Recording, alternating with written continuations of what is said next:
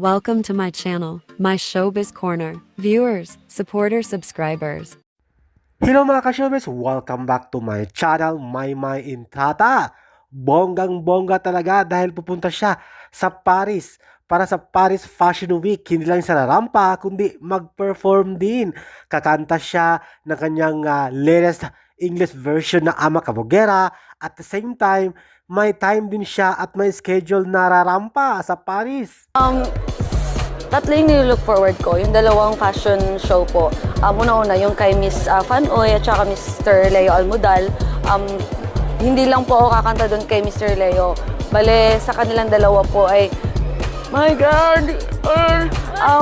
Magiging party pa ako sa runway. Kaya yun yung nilook forward ko po. At pinaghahandaan ko po talaga nung nasa Pilipinas pa ako. Tapos isa pa po is yung Filipolis. For Mix Global po sa ating mga kapamilya sa TFC, na kung saan ay makapagbigay ako ng saya sa ating mga kapamilya po dito sa OFW, dito po sa Paris. Makapunta na po ako sa Paris.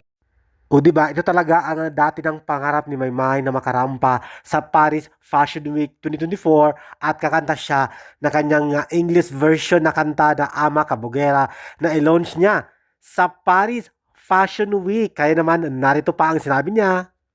Kakantahin mo ba yung version mo ng... Yes po, kakantahin ko po yung bagong version ko po, na Ama Kabugera English version po.